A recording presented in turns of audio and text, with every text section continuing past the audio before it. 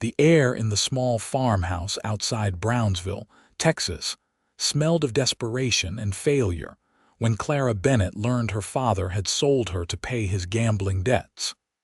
She stood frozen in the kitchen doorway, her mother weeping quietly at the table while her father could not meet her eyes. The year was 1878, and women had few rights and even fewer choices. But Clara had never imagined her own father would trade her like livestock to satisfy the debts he owed to men who ran the saloons and gambling halls in town. When?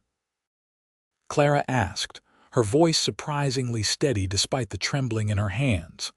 Tomorrow, her father said, his words barely audible. A man named Vernon Cross is coming to collect you at noon. Clara's younger sister Emily, only 14, let out a sob from the corner of the room.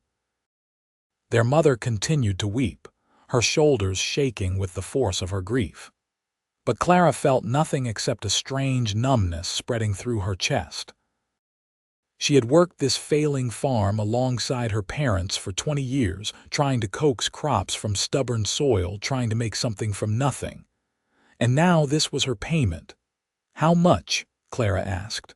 $500, her father whispered. $500.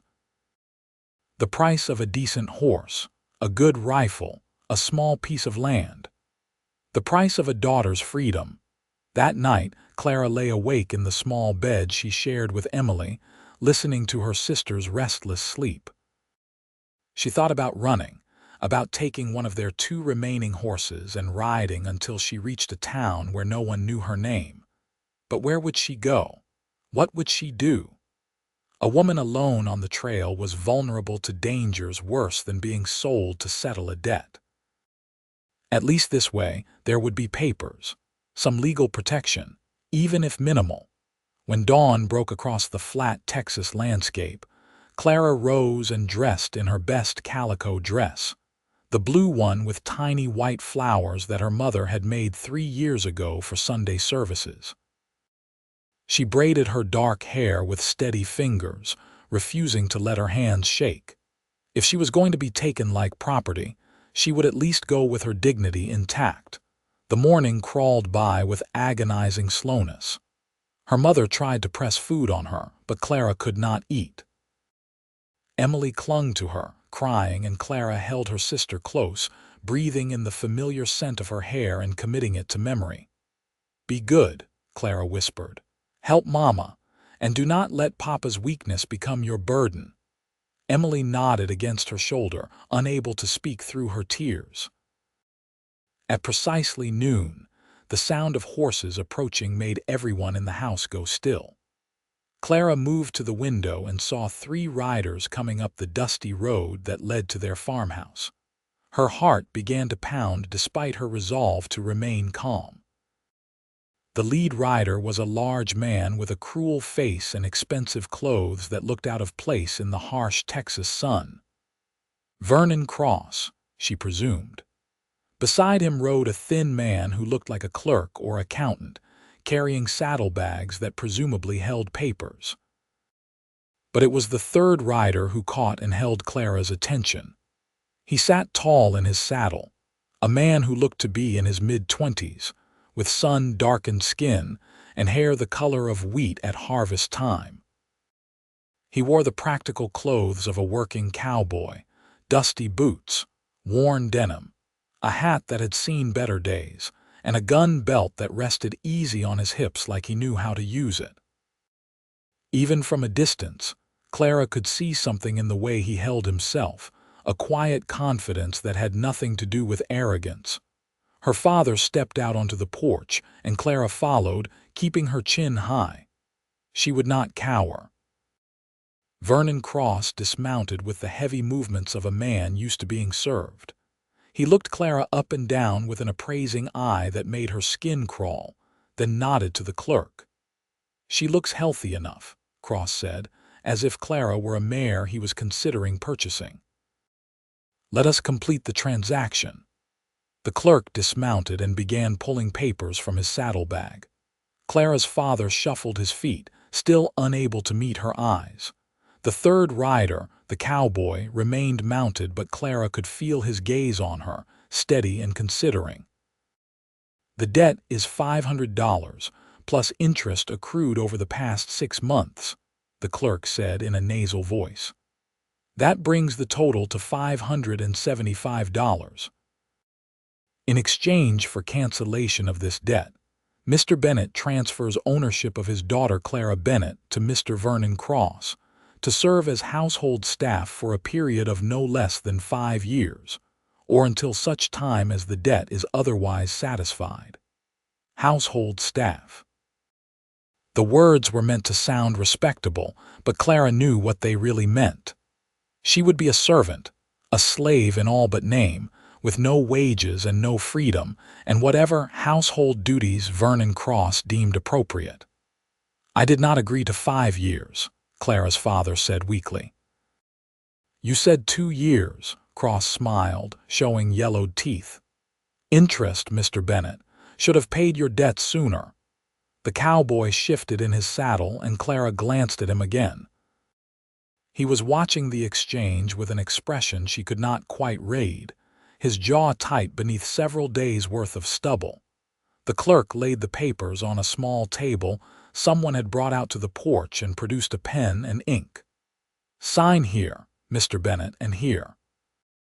And you as well, Miss Bennett," acknowledging the terms. Clara's mother appeared in the doorway, her face swollen from crying. "Please," she said to Cross, "please be kind to her. She is a good girl, a hard worker." Cross did not even look at her. "Sign the papers, Bennett." Clara watched her father's hand shake as he dipped the pen in ink and scratched his name across the document that sold his daughter. Then the clerk turned to her, offering the pen. For a long moment, Clara stared at the papers. She could refuse. They could not legally force her to sign. But then what? Her father's debt would remain, and men like Vernon Cross had ways of collecting that did not involve papers and ink. Her family would suffer. Emily would suffer. She took the pen. "Wait." The single word, spoken in a deep voice with a hint of a drawl, made everyone turn. The cowboy had finally dismounted and was walking toward the porch with long, easy strides. "What is it, Ashton?" Cross snapped, clearly annoyed at the interruption. So the cowboy's name was Ashton. Clara watched as he approached, noting the way he moved with the unconscious grace of someone who spent more time on horseback than on foot. Ashton York stopped at the bottom of the porch steps and looked directly at Clara, meeting her eyes for the first time. His eyes were gray, the color of thunderclouds over the plains, and something in them made her breath catch. "How much for the papers?" Ashton asked, still holding Clara's gaze. Cross laughed. "What?" "The debt is $575, Ashton said, finally turning to look at his employer. "How much to buy out the contract before it is signed?" A heavy silence fell over the porch. Clara's heart began to hammer against her ribs. What was this cowboy doing? Cross's face darkened. "You do not have that kind of money, York." "Actually, I do." Ashton reached into his vest and pulled out a leather pouch that clinked with the sound of coins. "I have been saving my wages for 3 years. Got $620 here. Figure I will pay Bennett's debt, plus a little extra for your trouble, Mr. Cross, and the lady can go free." Clara could not breathe. She stared at this stranger who was offering his life savings to buy her freedom, and she did not understand why. Cross's eyes narrowed dangerously. "She is my property. The deal is made." "The papers are not signed yet," Ashton pointed out, his voice remaining calm and even. "The deal is not legally complete. I am offering to settle the debt in full with interest plus $50 for your inconvenience. That is more than fair." The clerk looked uncertain, glancing between Cross and Ashton.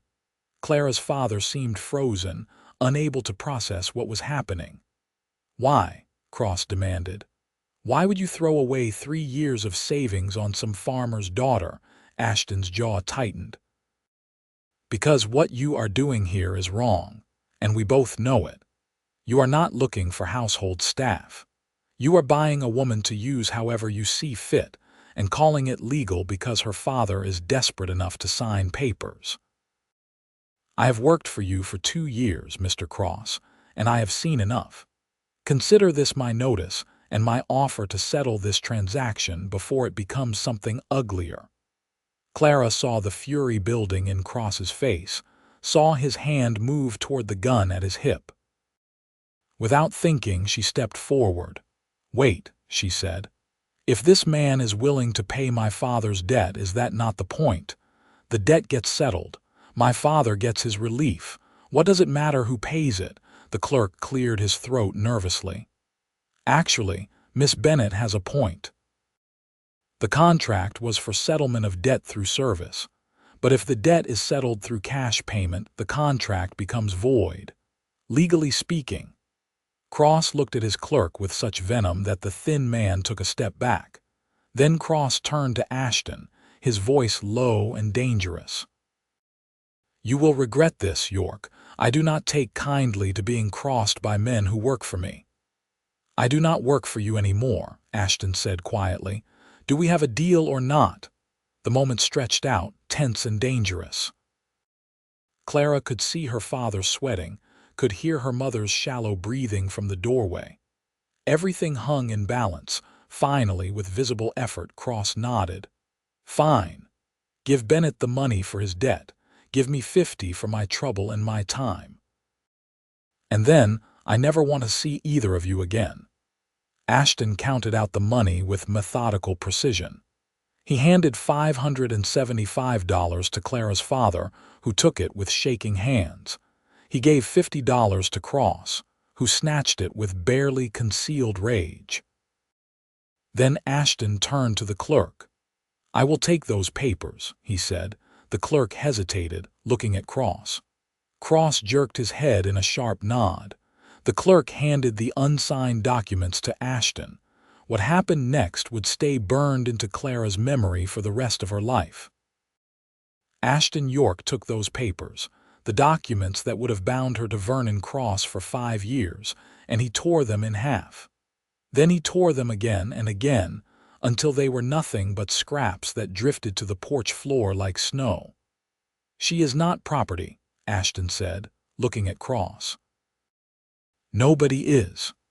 Cross mounted his horse without another word, his face purple with rage. The clerk scrambled to follow. As they rode away, Clara watched them go, her mind reeling from what had just happened. Then she turned to look at the cowboy who had just spent 3 years of savings to free a woman he did not even know. Ashton was watching her with those storm-gray eyes, his expression serious. "You are free, Miss Bennett," he said simply. "The debt is paid. You do not owe me anything." Clara opened her mouth, but no words came. What could she possibly say? Thank you seemed inadequate. Why did you do this? Seemed ungrateful. So she just stood there, staring at this strange man who had appeared like something out of a dream. Her father finally found his voice. "I do not understand."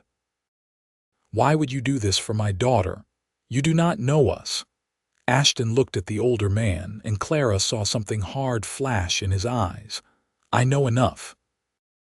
I know that a man who gambles away what little his family has and then sells his daughter to cover his losses does not deserve to have that debt paid. But I also know that this girl does not deserve to suffer for her father's sins." He turned back to Clara. "You have your freedom, madam. I hope you use it well." He started to turn away toward his horse, and Clara felt a sudden panic. "Wait," she called out. "Please wait." Ashton stopped and turned back to her. Clara descended the porch steps, her legs feeling unsteady. She stopped a few feet from him, close enough to see the weariness in his eyes, the dust on his clothes, the way his hand rested naturally near his gun like a man always ready for trouble. "You just gave away everything you had saved," she said. 3 years of work, and you quit your job. What are you going to do now?" A hint of a smile touched the corner of his mouth. I will figure something out, I always do. But why? The question burst from her. Why would you do this for me? You do not know me, you do not owe me anything. Ashton was quiet for a moment, his eyes searching her face. When he spoke, his voice was gentle. My mother was sold to pay my father's debts when I was 15 years old, sold to a man who worked her to death in his house within 2 years. I swore then that if I ever had the chance, if I ever had the means, I would not let that happen to someone else. So when Mr. Cross said he needed men to ride out here today, I came along. And when I saw you standing there, holding yourself so straight and proud even though you were terrified, I knew I could not walk away. Tears stung Clara's eyes. She blinked them back furiously, maintaining the composure that had gotten her through the morning. I am sorry about your mother. So am I. He took a breath and seemed to shake off the old grief. But you are free now, that is what matters. Clara looked at this man, this stranger who had saved her, and made a decision. I do not have money to repay you, she said, but you do not have a job now and you will need work. My family does not have much, but we have land. We need help with the farm. It is not much, but we could offer you room and board and a share of whatever crops we manage to harvest. It would give you time to figure out your next step. Her father made a sound of protest behind her, but Clara ignored him. She kept her eyes on Ashton. The cowboy studied her for a long moment. You do not owe me anything, Miss Bennett. I did not do this to put you in my debt. I know, Clara said. This is not about debt. This is about offering work to a man who needs it, the same as you would offer any ranch hand or farm worker, if you want it. Ashton glanced past her at the farmhouse, at the fields beyond that clearly needed tending, at the barn that was missing boards. Then he looked back at Clara. Room and board and a share of crops sounds fair, he said. I accept. Clara's mother appeared on the porch, her eyes still red from crying but her voice steady. Come inside, she said to Ashton. You should have something to eat and we can show you where you will sleep. As they all moved toward the house, Clara's father hung back, shame evident in every line of his body. Clara paused beside him. You should be grateful to him, she said quietly. Because of Mr. York, I am still here. Your debt is paid. Try to be worthy of that second chance, Papa. She left him standing there and followed Ashton and her mother into the house. Over the following days, a new rhythm established itself on the Bennett farm. Ashton proved to be as hardworking as Clara had hoped, rising before dawn to tend to repairs that had been neglected for months. He fixed the barn, mended fences, and helped Clara in the fields with a quiet competence that spoke of years of ranch work. They did not talk much at first. Clara was not sure what to say to the man who had saved her, and Ashton seemed content with silence. But she found herself watching him as they worked, noticing small things. The way he was gentle with the animals, the way he never raised his voice, even when something frustrated him. The way he always seemed aware of where she was, moving to help before she had to ask. A week after Ashton's arrival, Clara was in the barn trying to calm a cow that had gotten spooked by something when Ashton appeared in the doorway. Easy, he said softly, moving slowly toward the agitated animal. Easy now. Clara watched as he approached the cow, his movements calm and steady, his voice a low murmur. Within moments, the animal had settled, allowing Ashton to check her over. She has a cut on her leg, Ashton said, pointing to where barbed wire had scraped the cow's rear leg. Not deep, but it needs cleaning or it could get infected. Together, they tended to the cow. As they worked, Clara found herself acutely aware of Ashton's presence, the way his shoulder brushed hers in the confined space, the capable way his hands moved over the injured animal. You are good with animals, Clara observed. Ashton shrugged. Spent most of my life working ranches, you learn. Where are you from originally? Clara asked, realizing how little she knew about this man. Born in Missouri, Ashton said, focusing on cleaning the cow's wound. My father had a small farm similar to this one. After my mother died and my father drank himself to death a year later, I headed west. Been working ranches in Texas for the past 8 years. And you saved every penny for 3 years, Clara said quietly. What were you saving for? Ashton was silent for so long that Clara thought he might not answer. Then he said, "A place of my own. Thought maybe I could buy a small piece of land, start a ranch. Nothing big, just something that was mine." Guilt twisted in Clara's stomach. "And I took that dream from you."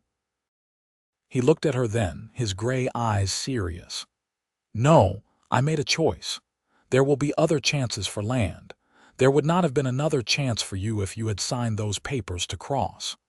Clara met his gaze, seeing the conviction there, the certainty that he had done the right thing. "You are a good man, Ashton York." Something shifted in his expression, a softness that had not been there before. "I am just a man trying to do better than my father did. That is all."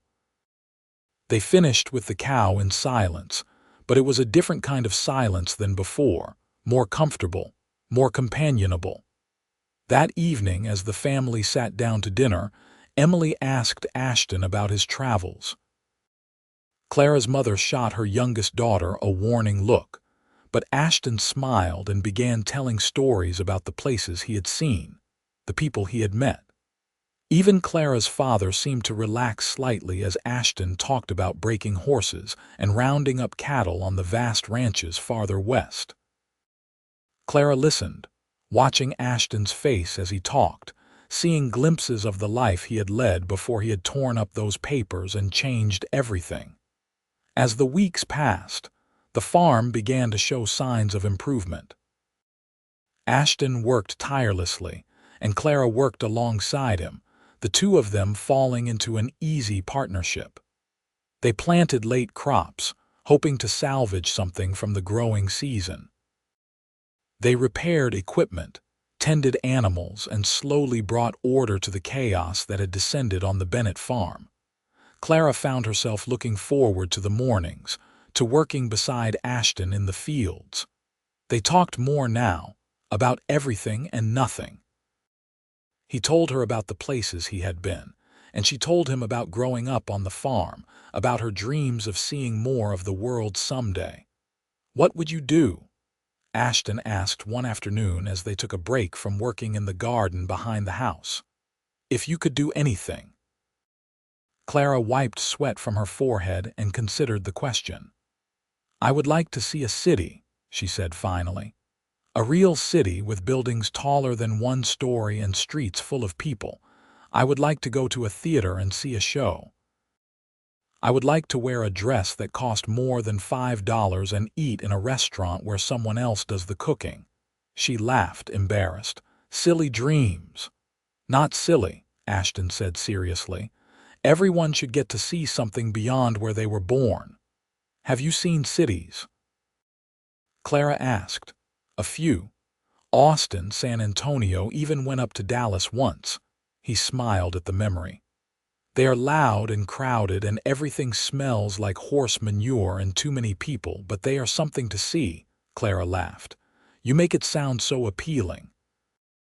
"There is beauty in cities," Ashton said. "And there is beauty in places like this. Different kinds of beauty, that is all." Clara looked around at the farm that had been her whole world for 20 years.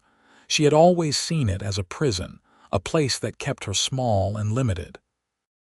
But looking at it now, seeing it through Ashton's eyes, she noticed things she had stopped seeing long ago. The way the late afternoon sun painted the fields gold, the sound of birds settling in the trees near the house, the satisfaction of watching things grow under her care. "I suppose you are right," she said softly. When she looked back at Ashton, she found him watching her with an expression that made her heart skip. It was not the first time she had caught him looking at her like that, with a quiet intensity that both thrilled and frightened her. "Clara," he said, and something in the way he said her name made the moment feel important.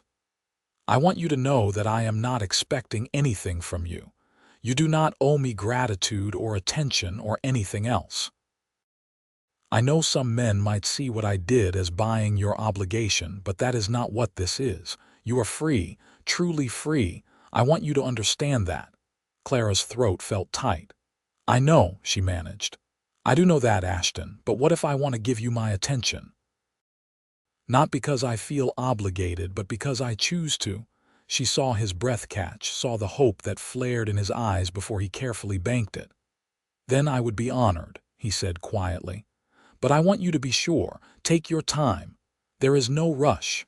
Clara nodded, her heart pounding. She knew what she was feeling, had known for weeks now, but she appreciated his caution, his respect for her autonomy. That night, Clara lay awake thinking about Ashton York. She thought about the way he moved, confident and capable. The way he treated everyone with respect, even her father who did not deserve it. The way his rare smiles transformed his serious face. The way he had torn up those papers without hesitation. She was falling in love with him, she realized. Perhaps had been falling since that first moment when he had stepped forward and asked, "How much for the papers?" The question was whether he felt the same way, or whether he saw her as a responsibility, a good deed done. A few days later, Clara got her answer. She had gone to town to sell eggs at the general store, something she did every week. Ashton had offered to accompany her, and she had agreed, grateful for the company and the protection. Brownsville was not a large town, but it had its share of rough characters, and a woman alone was often subject to unwanted attention. They were loading the empty egg crates back into the wagon when a voice called out, "Well, well, if it is not Ashton York, the hero." Clara turned to see Vernon Cross approaching, 2 men flanking him. Cross looked the same as he had 6 weeks ago, well-dressed and mean-eyed. Ashton positioned himself slightly in front of Clara, his body language shifting subtly into something more alert, more dangerous. "Mr. Cross," he said evenly, "thought you said you did not want to see me again." "Changed my mind," Cross said, stopping a few feet away. "See, I have been thinking about that little stunt you pulled. Cost me $575, plus the $50 you threw at me like I was some beggar. That is a lot of money to lose." "You did not lose anything," Ashton pointed out. "The debt got paid in full. You got exactly what you were owed." "But I did not get what I wanted," Cross said, his eyes sliding to Clara in a way that made her skin crawl. "And I do not like being made a fool of in front of others." "Then you should stop acting like a fool," Ashton said calmly. "Now, if you will excuse us, we need to get back to the farm." He started to turn, but Cross's voice stopped him. "I heard you are living out at the Bennett place now, playing farmer. That must be quite a step down from ranch work." "Honest work is honest work," Ashton replied. Cross laughed, the sound ugly. "Is that what you call it? Living off a family you put into debt by paying off what they owed me. That money had to come from somewhere, York. Now they owe you, do they not?" Clara felt anger flare hot in her chest. She stepped around Ashton before he could stop her. "He is not living off us," she said sharply. "He is working for room and board and a share of our crops, same as any farmhand. And we do not owe him anything except fair pay for fair work, which he gets. Not that it is any of your business." Cross's eyes narrowed. "Spirited, I like that. Would have enjoyed breaking that spirit." Ashton moved so fast Clara barely saw it. One moment he was beside her, the next he had crossed by the front of his expensive shirt, backing him up against the nearest wall. "You will speak to her with respect," Ashton said, his voice deadly quiet, "or we are going to have a problem." The 2 men with Cross moved forward, hands on their guns, but Ashton did not even look at them. "Call them off," Ashton said to Cross. "Unless you want this to get ugly in front of the whole town." Clara glanced around and saw that people had stopped to watch. The sheriff was standing in the doorway of his office across the street, observing the situation carefully. Cross seemed to realize he was drawing the wrong kind of attention. He raised a hand and his men backed off slightly. "Let me go, York," Cross said. Ashton held him for another moment, then released him with a slight push that made Cross stumble. "Stay away from Miss Bennett," Ashton said, "and stay away from me. Next time I will not be so polite." He took Clara's arm, gently but firmly, and guided her back to the wagon.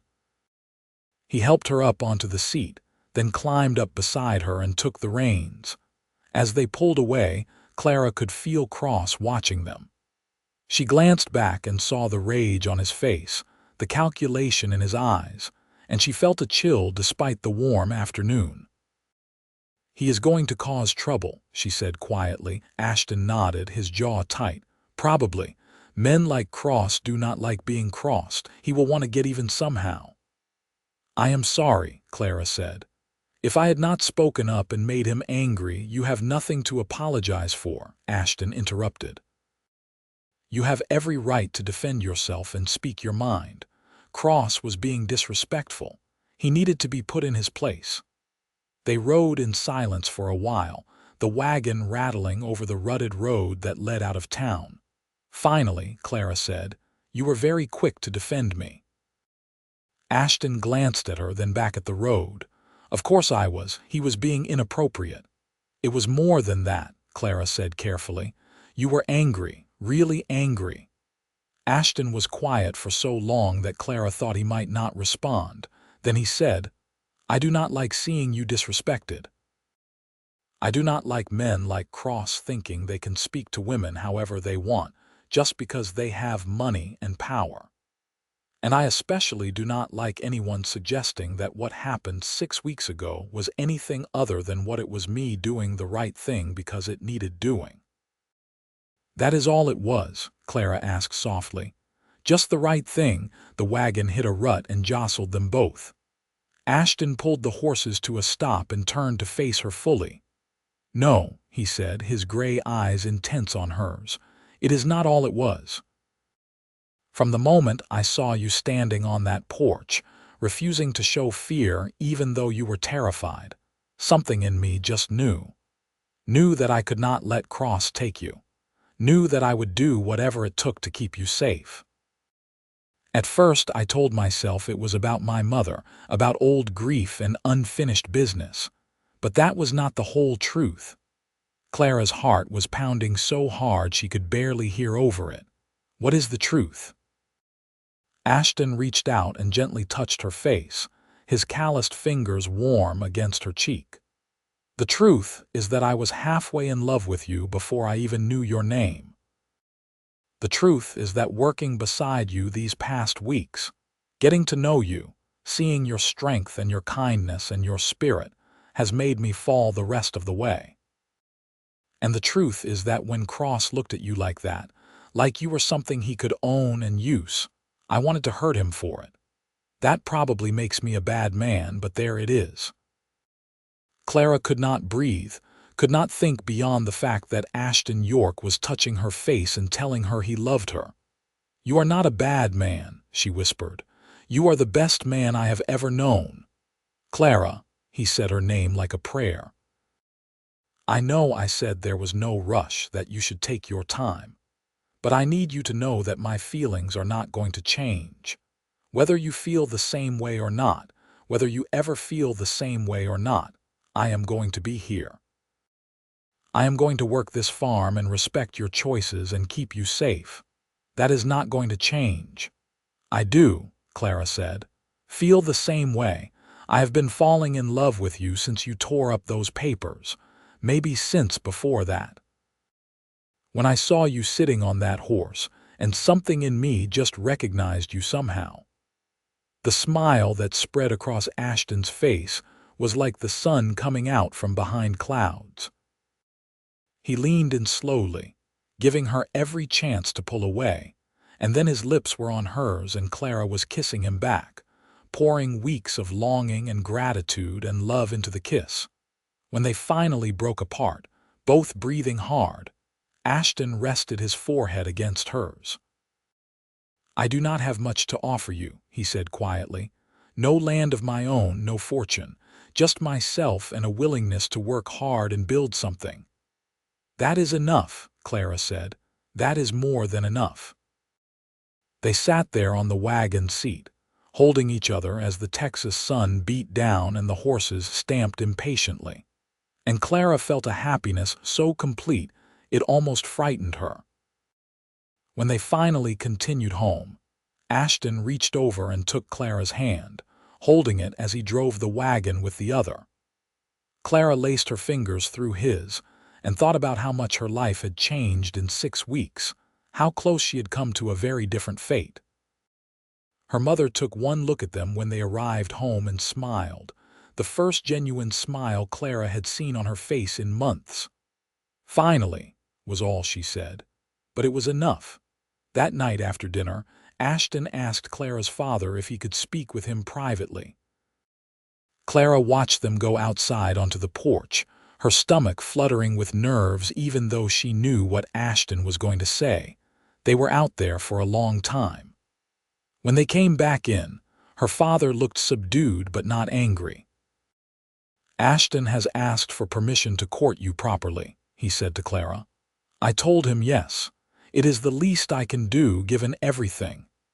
It was not exactly a blessing, more like an acknowledgement of debt, but Clara did not care.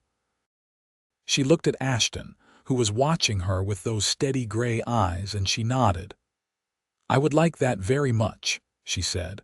Over the following months, Ashton courted Clara with an old-fashioned formality that she found endearing. He brought her wildflowers from the fields. He sat with her on the porch in the evenings, talking about the future they might build together. He held her hand and stole kisses when her parents were not looking, each touch making her want more. The farm continued to improve under their combined efforts. The late crops came in better than expected, enough to pay some of the other bills that had been piling up and to buy some of the things they desperately needed. Clara's father stayed sober more often than not, apparently shaken by how close he had come to destroying his family. Clara and Ashton were careful, never alone together in ways that would compromise her reputation, but the tension between them grew with each passing day. Clara wanted him with an intensity that sometimes shocked her, wanted to belong to him fully in all the ways a woman could belong to a man. She told him as much one evening when they were sitting on the porch, the rest of the family having gone to bed. "We should wait," Ashton said, though his voice was rough with wanting. "Do this properly.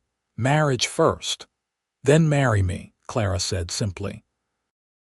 "Ask me properly and I will say yes, and we can be married within the week." Ashton pulled her close, his arms strong around her. "I want to," he said against her hair. "God, I want to, but I want to do this right. I want to have something to offer you first, a real home, security. Not just room and board on your family's struggling farm." "This is my home," Clara pointed out, "and you have already given me everything that matters. You gave me my freedom. You gave me your heart. What more could I possibly need?" But Ashton was stubborn, and Clara loved him for it even as it frustrated her.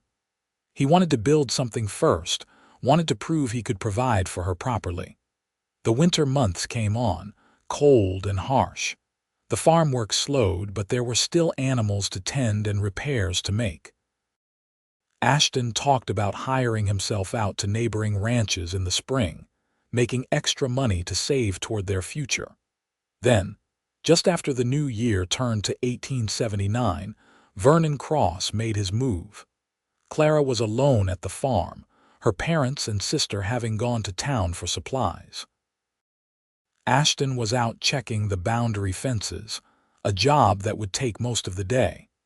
She was in the kitchen, preparing bread for baking, when she heard horses approaching. Something made her look out the window, and her blood ran cold. Vernon Cross was riding up to the house with 4 men, all of them armed. Clara quickly wiped the flour from her hands and went to the door, stepping out onto the porch before Cross could enter the house. She had a rifle just inside the door, but she did not reach for it yet. "Mr. Cross," she said, keeping her voice level. "What can I do for you?" Cross dismounted, a smile on his face that did not reach his eyes. "Miss Bennett, or should I say Miss York, I heard through the grapevine that you and that cowboy are planning to marry." "We are courting," Clara said carefully. "What do you want?" "I have been thinking about that farm of yours," Cross said, looking around at the property. "About how much work your father owes around town, beyond what he owed me. About how one bad season could wipe you all out. And I thought, what neighborly thing could I do to help?" Clara's hands clenched into fists.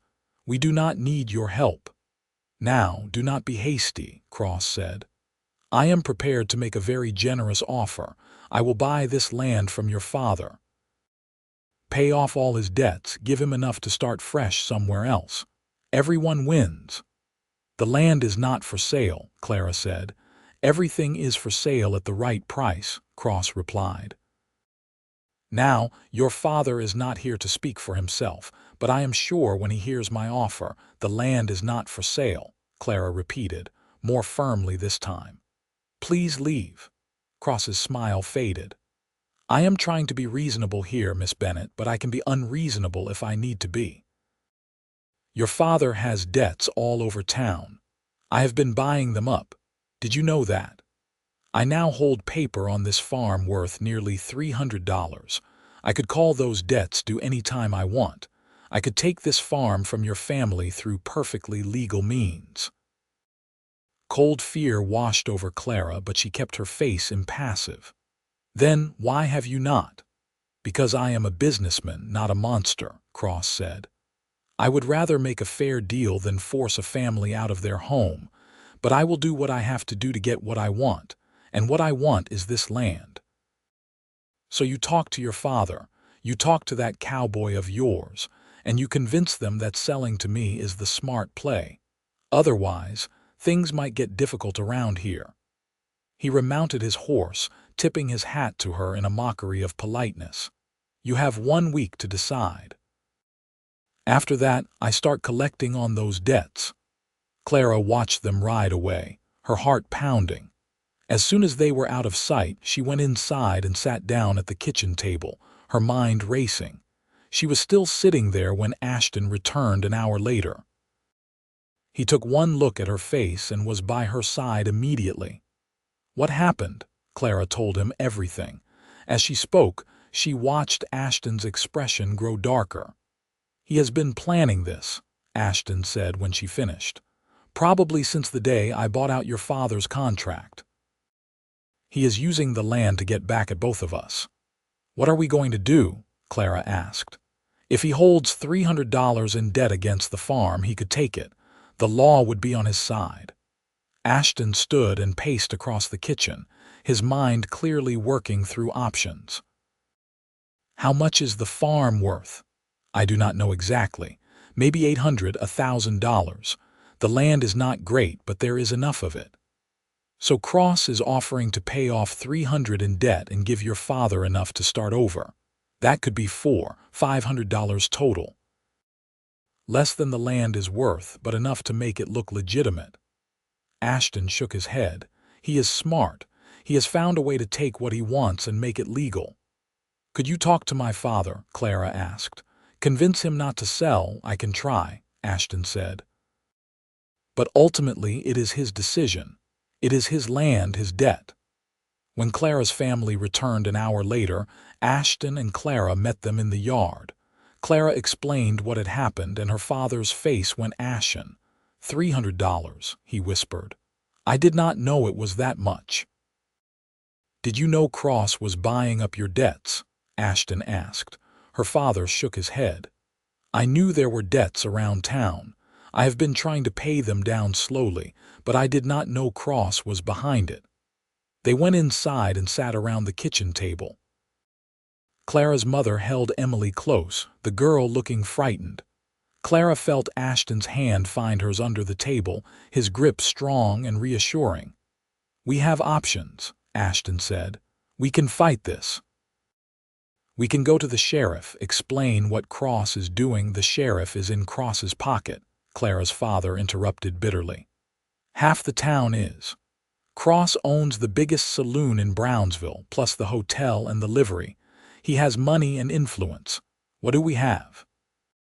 "We have the truth," Ashton said firmly, "and we have each other. We do not have to face this alone."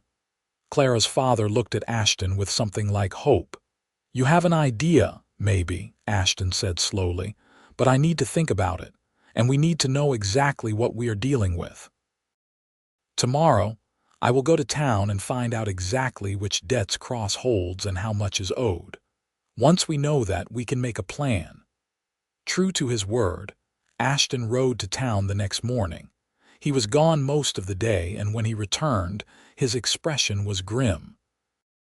"It is worse than we thought," he told the family gathered in the living room. "Cross holds nearly $400 in debt against this property, and he has filed papers with the county clerk, making the debt official and legal.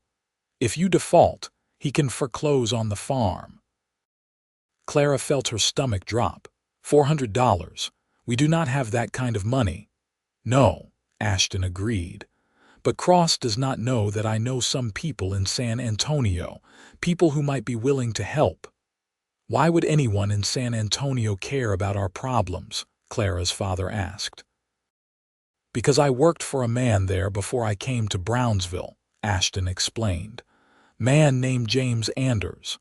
He runs a big cattle operation, one of the biggest in Texas. We parted on good terms when I left. I could wire him, explain the situation. He has money, and he has no love for men like Cross who use the law to bully people." Clara felt a flicker of hope. "You think he would help?" "I think he might," Ashton said carefully. "But even if he agrees to loan us the money we would owe him, it would be trading one debt for another." "But Anders is not Cross," Clara's mother said quietly. "We could work with a decent man. We cannot work with Cross." They talked long into the night, weighing options. Finally, they decided that Ashton would wire James Anders in the morning, explain the situation, and ask for help. The next day, Ashton rode to town and sent the telegram. Then they waited. The week Cross had given them to decide was ticking away, each day bringing them closer to a decision they were not ready to make. 3 days later, a response came. James Anders remembered Ashton well and was willing to loan them $500 at reasonable interest to pay off Cross's debt and have some left over. The terms were fair, far fairer than anything Cross would have offered. There was just one catch. Anders wanted Ashton to come work for him in San Antonio for at least 6 months to help settle the debt. Clara read the telegram with sinking heart. 6 months, she said quietly. "That is a long time." Ashton was watching her carefully. "I could turn it down. We could find another way." "What other way?" Clara asked. "This is our best option, maybe our only option. But 6 months apart," Ashton said, "after we just found each other." Clara took his hands in hers, looking into those storm-gray eyes that she had come to love so much. 6 months is not forever, and if it means saving the farm, keeping my family safe, it is worth it." "Clara, no," she interrupted gently. "You are always trying to sacrifice for others. Let me do this. Let me be strong enough to let you go for a while, knowing you will come back." Ashton pulled her close, holding her tight. "I will come back," he promised. 6 months and then I will be back, and we will get married the day I arrive. I will not wait any longer than that." Clara laughed through her tears. "Is that a proposal?" "It is a promise," Ashton said. "Marry me, Clara Bennett. Not now, but in 6 months. Say you will wait for me." "Yes," Clara said simply. "Yes to everything." The next day, Ashton rode back to town and sent confirmation to James Anders. The money arrived by bank transfer 3 days later, and Clara accompanied Ashton to every business that Cross held debt against. They paid off each one in full, getting receipts and documentation for everything. Then Ashton did something that surprised everyone. He asked to meet with Vernon Cross in the sheriff's office, with witnesses present. Cross arrived looking smug, clearly expecting to hear that the Bennetts were accepting his offer. His expression darkened when he saw the stack of receipts Ashton laid on the desk. "What is this?" Cross demanded. "Proof that every debt you held against the Bennett farm has been paid in full," Ashton said calmly. "The farm is clear. There will be no foreclosure, no forced sale. The Bennetts are keeping their land." Cross's face turned purple with rage. "Where did you get that kind of money?" "That is none of your concern," Ashton replied. "The debts are paid. Your business with the Bennett family is concluded." "You think you are so smart," Cross said, his voice shaking with fury. "You think you have won, but this is not over, York, not by a long shot." "It is over," Ashton said, standing. He was taller than Cross, and he used that height to his advantage now, looking down at the other man. "The Bennetts do not owe you anything. I do not owe you anything. You have no power over any of us anymore. And if you try to create problems, if you harass them or threaten them or even speak to them disrespectfully, I will come back from San Antonio and we will finish this conversation. Do you understand me?" The sheriff, who had been watching the exchange with interest, cleared his throat. "Sounds clear enough to me, Vernon. The debt is paid. Time to move on." Cross looked between Ashton and the sheriff, clearly realizing he was beaten. With a final glare, he turned and stormed out of the office. Ashton returned to the farm that evening to find the whole family waiting anxiously. When he told them it was done, that the debts were paid and Cross had been warned off, Clara's mother burst into tears of relief. Emily hugged Ashton impulsively, and even Clara's father seemed moved, shaking Ashton's hand with something approaching respect. That night, Clara and Ashton sat on the porch together, watching the stars come out over the flat Texas landscape. "I leave in 3 days," Ashton said quietly. "Anders wants me in San Antonio by the end of the month." Clara nodded, not trusting herself to speak. 6 months, Ashton continued. "I will work hard, save every penny I can beyond what goes to the loan payment. By the time I come back, we will have enough to start our life together properly. Maybe even enough to build a small house of our own on the property if your father agrees." "He will agree," Clara said. "After everything you have done for us, how could he refuse?" They sat in silence for a while, just being together. Finally, Ashton said, "I am going to miss you every day." "I am going to miss you too," Clara said, "but we will write letters, and 6 months will pass before we know it." She hoped she sounded more confident than she felt. The day Ashton left was one of the hardest of Clara's life. The whole family gathered in the yard to see him off. He had 1 horse and a bedroll with everything he owned in the world. He said goodbye to Clara's parents and to Emily, thanking them for their hospitality. Then he turned to Clara. For a long moment they just looked at each other. Then Ashton pulled her into his arms, holding her close. 6 months, he whispered against her hair.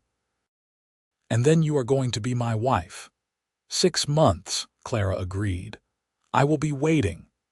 He kissed her then, not caring that her family was watching, a kiss that promised everything and made Clara's heart ache with love and longing. Then he mounted his horse and rode away, and Clara stood in the yard watching until he was nothing but a speck on the horizon. The first month without Ashton was the hardest.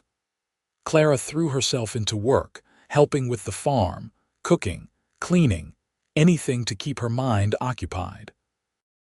But at night, she lay awake missing him, wondering what he was doing, if he was safe, if he missed her as much as she missed him. His first letter arrived 3 weeks after he left. Clara tore it open with shaking hands and read his careful handwriting describing the journey to San Antonio, his arrival at the Anders Ranch, the work he was doing. At the end, he wrote, "I miss you every moment of every day. This separation is harder than I imagined, but knowing that you are waiting for me makes it bearable. Only 5 more months. All my love, Ashton." Clara held that letter to her heart and cried, then sat down to write her own letter in response. Over the following months, they exchanged letters regularly. Clara told him about the farm, about her days, about how much she missed him. Ashton wrote about the ranch work, about San Antonio, about the money he was saving. Every letter ended the same way, with a countdown of how much time remained until his return. Clara kept every letter in a box under her bed, reading them over and over when she was lonely. As the months passed, the farm continued to improve. With the debts paid off, they could actually invest in improvements rather than just barely surviving. Clara's father had stopped gambling entirely, apparently finally understanding how close he had come to losing everything. Spring came, then summer. The crops looked good. Clara's mother started talking about plans for the wedding, even though it was still months away. Emily teased Clara about becoming a married woman, and Clara smiled and thought about Ashton, counting down the days. Then, just after the 4th of July, a rider came to the farm with a telegram. Clara's hands shook as she tore it open, fear gripping her heart. Telegrams rarely brought good news, but this one did. It was from Ashton, and it said simply, "Coming home early, arriving August 1st. The debt is paid, be ready to marry me, all my love." Clara let out a cry of joy that brought her whole family running. She showed them the telegram, tears streaming down her face. "He is coming home," she said. 2 weeks. He is coming home." The next 2 weeks were a flurry of activity. Clara's mother pulled out fabric she had been saving and began sewing a wedding dress. Emily helped Clara clean the house from top to bottom. Clara's father made arrangements with the preacher in town for a wedding ceremony on August 2nd. Clara herself was a bundle of nerves and excitement, barely able to sleep or eat. She had waited so long, missed him so much, and now he was coming home. On the morning of August 1st, Clara woke before dawn. She dressed carefully in her best dress, the green one that Ashton had always said brought out the color of her eyes. She brushed her long, dark hair until it shone, then braided it carefully.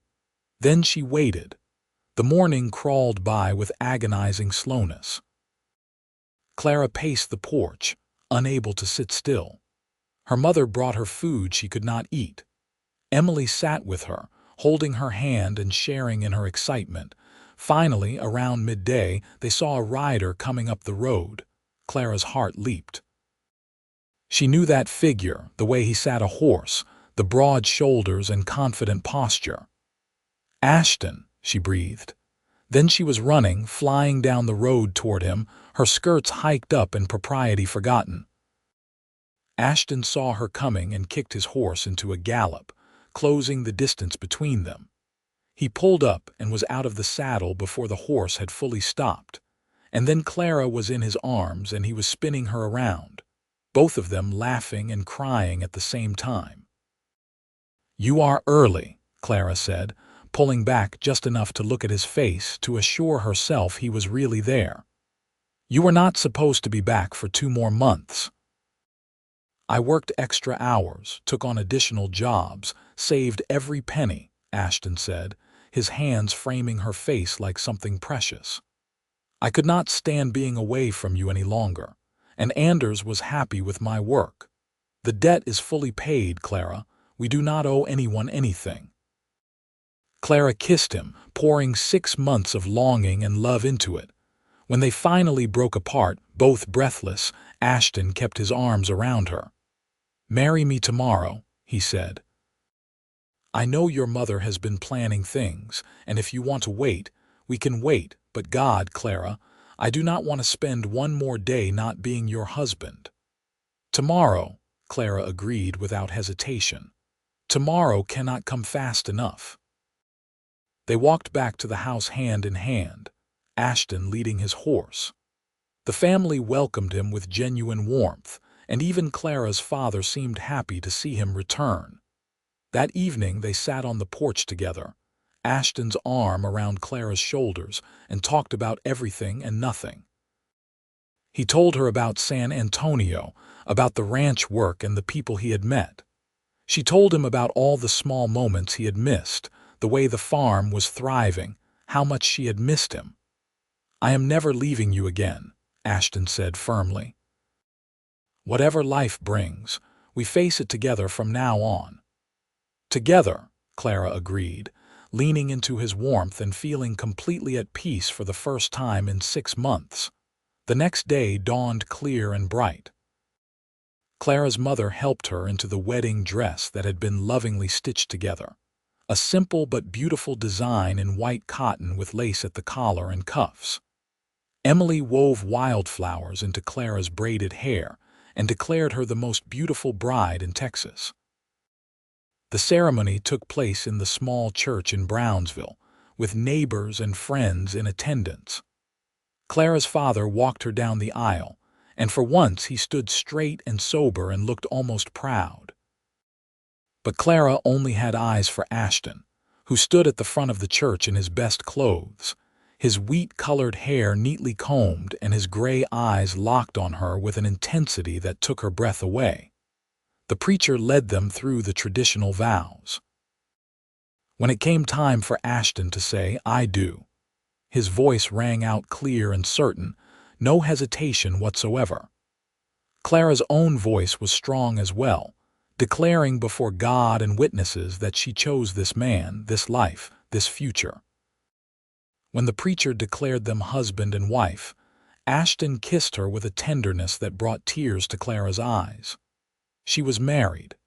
She was Clara York now, wife to the man who had saved her, who had fought for her, who loved her with everything he had. The celebration afterward was small but joyful. They held it at the farm, with food and music and dancing. Clara danced with her new husband until her feet hurt, laughing more than she had in months. As the sun began to set, Ashton took her hand and led her away from the celebration, toward the small house he had built over the past 2 weeks. Clara had known he was building something but had not been allowed to see it until now. It was not large, just 2 rooms, but it was well made and solid, with real glass windows and a stone fireplace. Ashton had built it himself on a corner of the Bennett property, creating a home for them to start their married life. "It is not much," Ashton said, suddenly looking uncertain. "But it is ours. I will make it better over time, add rooms when we need them, but for now," Clara silenced him with a kiss. "It is perfect," she said. "It is ours, and that makes it perfect." He carried her over the threshold, and Clara laughed at the old-fashioned gesture. Then he set her down gently, and they stood together in the middle of their new home, just looking at each other. "I love you," Ashton said. "I have loved you since the moment I saw you standing on that porch, refusing to be broken, and I am going to love you every day for the rest of my life." "I love you too," Clara said. "You gave me everything. My freedom, my hope, my future. You gave me yourself. How could I not love you?" That night, they made their marriage complete in every way, joining together as husband and wife. Ashton was gentle and patient, making Clara's first time beautiful and special, and everything she had dreamed it would be. Afterward, they lay tangled together in their marriage bed, talking softly in the darkness, making plans for their future. "I want to make this farm truly prosperous," Ashton said. "I want us to have enough that we never have to worry about debt or bad seasons. I want to give you the security you deserve." "I want children," Clara said, "at least 3 or 4. I want them to grow up knowing they are loved, knowing they have a father who will never fail them the way mine failed me."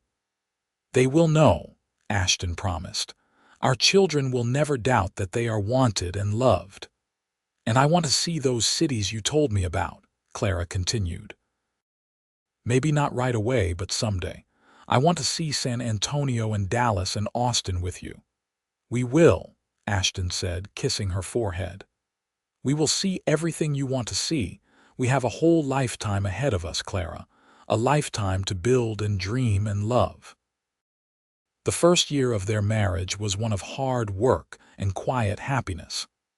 Ashton worked the farm alongside Clara, and together they coaxed better yields from the land than it had produced in years. They hired a young man from town to help with some of the heavier work, and the farm began to truly thrive. Clara's father, true to his word about changing, signed over a portion of the land to Clara and Ashton, giving them legal ownership of the section where their house stood plus 50 acres of farmland. It was his way of thanking them, of trying to make amends for the past. Clara learned what it meant to be a wife, to share a life and a bed and a future with someone. She and Ashton had their disagreements, of course, moments of frustration or misunderstanding, but they always talked through them, always came back to the love that had brought them together. In the spring of 1880, Clara discovered she was pregnant. She told Ashton on a warm evening in April as they sat on the porch of their little house watching the sunset. "I am going to have a baby," she said simply. Ashton turned to her with an expression of such pure joy that it made Clara's eyes fill with tears. He pulled her into his arms, holding her close. "A baby," he said, his voice full of wonder. "We are going to have a baby. Are you happy?" Clara asked, though she could see the answer in his face. "Happy does not begin to cover it," Ashton said. "You have made me the happiest man alive." The pregnancy was not easy. Clara was sick for the first few months, and Ashton fretted over her like a mother hen, insisting she rest more and work less. Clara found his protectiveness both annoying and endearing, touched by how much he cared. As her belly grew, Ashton would sit with her in the evenings, his hand on her stomach, feeling the baby move. "Strong kicks," he would say with pride. "That is going to be a tough little one." In December of 1880, on a cold night with stars brilliant overhead, Clara went into labor. Her mother and the midwife from town came to help, while Ashton paced outside, too nervous to sit still. The labor was long and difficult, lasting well into the next day. Clara thought she might die from the pain, but every time she wanted to give up, she thought of Ashton waiting outside, thought of the baby she was fighting to bring into the world, and she found the strength to keep going. Finally, as the afternoon sun was beginning to slant through the windows, the baby was born. A boy, healthy and squalling with outrage at being forced from the warm safety of the womb. "A son," the midwife said, placing the baby in Clara's arms. "You have a fine son, Mrs. York." Clara looked down at the tiny red face, the perfect little fingers and toes, and felt her heart expand with a love so fierce it almost hurt. This was her son, hers and Ashton's. "Let his father in," she said softly. Ashton burst through the door like a man who had been waiting for years instead of hours. He crossed to the bed in 3 long strides and stood looking down at his wife and child with tears streaming unashamedly down his face. "A boy," Clara said, holding the baby up for him to see. "We have a son, Ashton." Ashton reached out with shaking hands and carefully took his son, cradling the tiny body against his broad chest. "Hello, little one," he said softly. "I am your papa, and I am going to love you and protect you every day of your life." Clara watched her husband with their son, and felt complete in a way she had never imagined possible. They named him Andrew James York, after Ashton's father and the man who had helped them when they needed it most. Little Andrew was a happy baby, and Ashton proved to be a devoted father, getting up in the night to walk with the baby when he cried, changing diapers without complaint, and spending every moment he could spare just holding his son. "I never want him to doubt that he is loved," Ashton told Clara one night as he rocked Andrew to sleep. "I never want him to wonder if his father will be there for him." "He will never doubt it," Clara assured him. "You are the father every child deserves to have." As Andrew grew from baby to toddler, the farm continued to prosper. They added more land, expanded their crops, and bought a small herd of cattle. What had once been a failing farm struggling to support one family was now a successful operation supporting two families comfortably.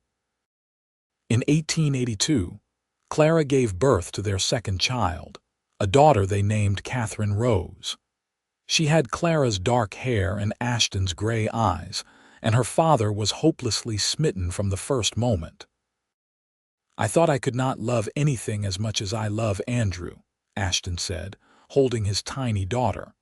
"But this little girl has stolen my heart completely."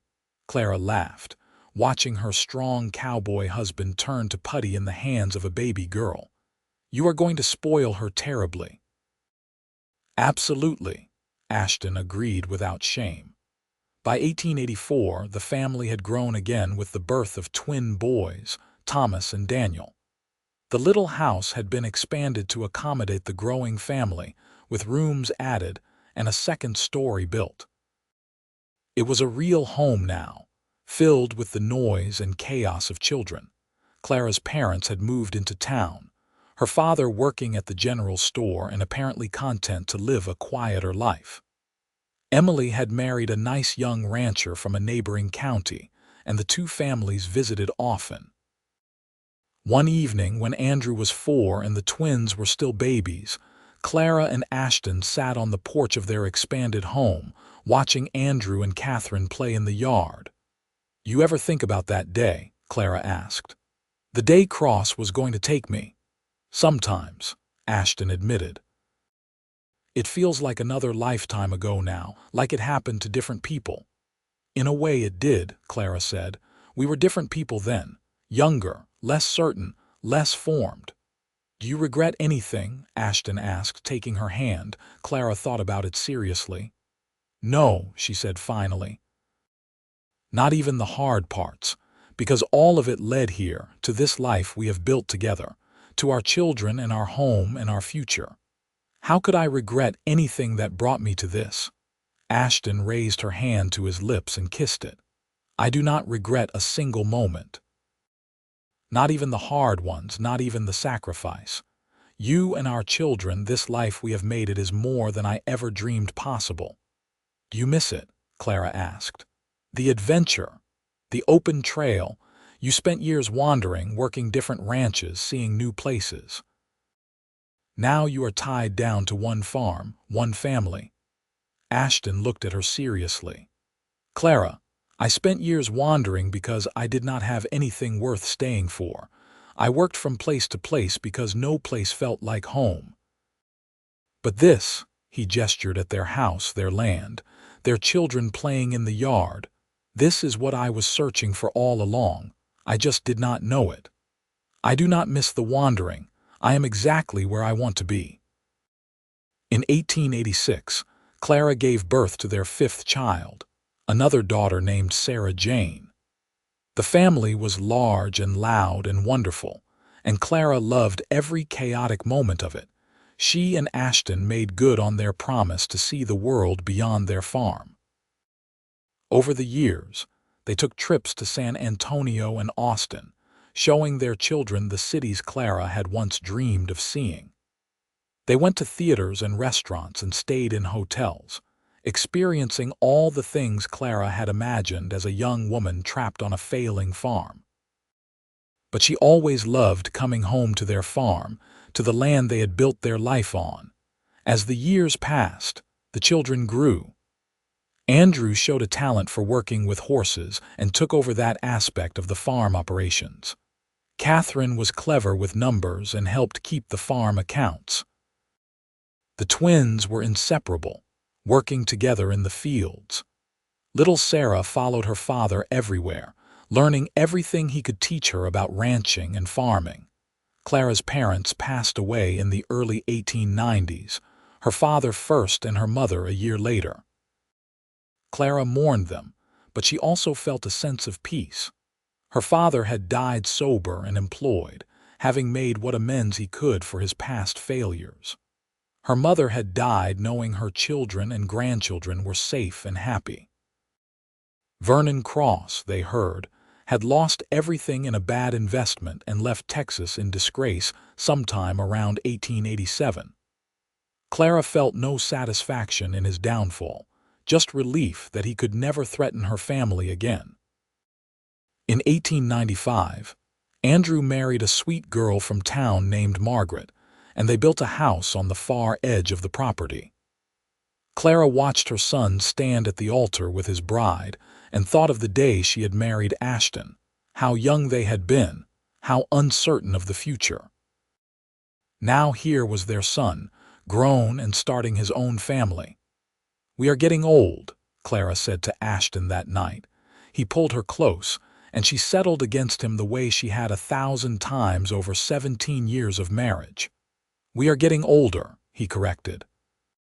"But I plan to have many more years with you yet." "Good," Clara said. "Because I am not done with you yet, Ashton York," he laughed, the sound warm and familiar. "I love you, Clara York, more today than yesterday and less than I will tomorrow." By the turn of the century, in 1900, Clara and Ashton had 7 grandchildren, with more on the way. The farm had expanded to include several hundred acres and was one of the most successful operations in the area. The little house Ashton had built with his own hands in 1879 was now the heart of a sprawling compound that housed 3 generations. On a warm summer evening, Clara and Ashton sat on the porch, watching the sunset paint the sky in shades of orange and pink. Their children and grandchildren were scattered around the property, the sounds of their laughter and conversation drifting on the evening air. "Did you ever imagine this?" Clara asked, gesturing at the scene before them. "Back when you tore up those papers, did you imagine it would lead to all of this?" Ashton considered the question. "I imagined hoping you would be safe," he said. "I imagined hoping you would have a chance at freedom and happiness. But this a life together, children and grandchildren, a legacy we built with our own hands, this exceeded anything I let myself hope for." Clara leaned her head on his shoulder, comfortable in the silence that fell between them. They had earned this peace, this quiet happiness. It had not always been easy.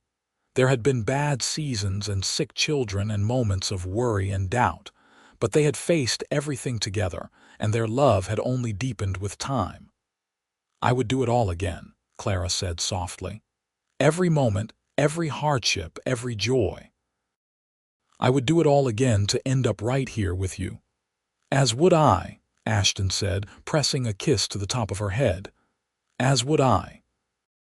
As the sun set on another day, Clara and Ashton York sat together on the porch of the home they had built, surrounded by the family they had created, living the life they had fought for.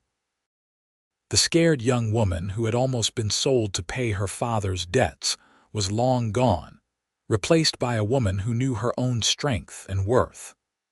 The wandering cowboy who had spent years searching for home had found it in the arms of the woman he loved. Their story had started with torn papers and a stranger's kindness. It had grown into something neither of them could have predicted: a love that had weathered every storm, a family that would carry their legacy forward, and a home built on foundations of sacrifice and devotion.